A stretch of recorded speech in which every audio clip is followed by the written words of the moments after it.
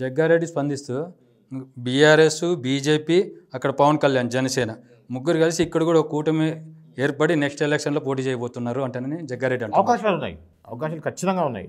ఇప్పుడు ఎందుకంటే మీకు మన ఎన్టీ రామారావు గారు టీడీపీ పార్టీని స్థాపించిన తర్వాత తెలంగాణలో అద్భుతమైన స్పందన వచ్చింది మీకు.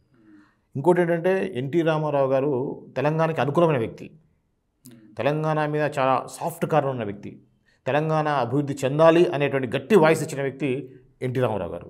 సో అదేవిధంగా గ్రామ స్థాయిలో కూడా టీడీపీకి బలమైనటువంటి కార్యకర్తలు, బలమైనటువంటి పార్టీ యొక్క రూట్స్ ఉన్నాయి అక్కడ. సో దాంతో ఎప్పుడైతే తెలంగాణ సెంటిమెంట్ బాగా వచ్చిందో తెలంగాణ అందరు తెలంగాణ ఇది మీద టీడీపీ పార్టీలో ఇప్పుడు ఉన్నటువంటి బీఆర్ఎస్ ఉన్న ప్రధానమైన నాయకులందరూ కూడా ఇంక్లూడింగ్ కేసీఆర్, టీడీపీ వచ్చిన కాబట్టి ఆ టీడీపీ సెంటిమెంటు, టీడీపీ పార్టీ మీద ఉన్న అభిమానం అయితే ఇంకా ఉంది. సో దాంతో ఇప్పుడు అక్కడ విజయం సాధించింది, అద్భుతమైన విజయం సాధించింది ఆంధ్రాలో కూటమి. సో కాబట్టి ఆ కూటమి ఇక్కడ కూడా వర్కౌట్ అయ్యే అవకాశం ఉంది. కానీ ఈ క్రమంలో మళ్ళీ ఏమైందంటే మళ్ళీ తెలంగాణ సెంటిమెంట్ని ఇంకొంత లేపే అవకాశం ఉంది. మనం ఏ ఒక్క ఉద్దేశంతో అయితే తెలంగాణ తెచ్చుకున్నామో ఆ ఉద్దేశం కానీ ఆంధ్ర పార్టీలు మనకెందుకు అనేటువంటి నినాదాన్ని మళ్ళీ బీఆర్ఎస్ ఎక్కువగా లేపే అవకాశం ఉంది. అటు కాంగ్రెస్ పార్టీ అంతగా ఆ టాపిక్ తీసుకురాదు, ఎందుకంటే అతను చంద్రబాబు శిష్యుడు కాబట్టి. కానీ ఇప్పుడు శిష్యుడు అంటే చెప్పుతో కొడతా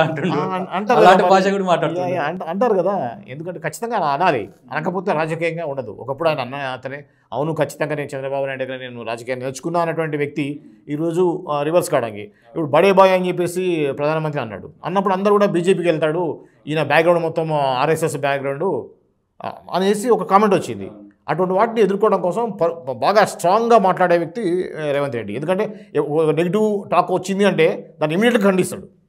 సో అట్లా ఆ విధంగా ఖండించడం కోవాలి తప్పించి రూట్స్ ఎడిపోతాయి తెలియని ఎవరికి. రేవంత్ రెడ్డి ఎక్కడి నుంచి వచ్చారు ఏంటనేది ఆయన ఫస్ట్ ఇండిపెండెంట్గా రాజకీయాల్లోకి వచ్చినా కూడా ఆయన ఎదుగుదల మొత్తం కూడా ఒక విధంగా చెప్పాలంటే టీడీపీలో జరిగింది. టీడీపీలో మంచి అవకాశాలు ఇచ్చారు ఆయనకి. సో ఖచ్చితంగా ఓటుకునే విషయంలో కూడా మనం క్లియర్గా అందరికి తెలిసిన విషయమే, చంద్రబాబు నాయుడు తెలంగాణ వచ్చిన తర్వాత తెలంగాణ ఫుల్ సెంటిమెంట్ వర్కౌట్ అయిన తర్వాత కూడా ఇంకా టీడీపీ నుంచి చంద్రబాబు నాయుడు ఏ విధంగా అయితే ఆ యొక్క ఓటుకునే కేసులో ఇతర ఇన్వాల్వ్మెంట్ ఉందనే విషయాన్ని అందరూ చూశారు, మొత్తం దొరికింది కూడా, లైవ్ ప్రూఫ్ కూడా దొరికింది కదా. సో కాబట్టి ఖచ్చితంగా చంద్రబాబు నాయుడు తోటి రేవంత్ రెడ్డికి సన్నిహిత సంబంధాలు ఉన్నాయి అని చెప్పడంలో ఎటువంటి సందేహం లేదు, అది పక్కా.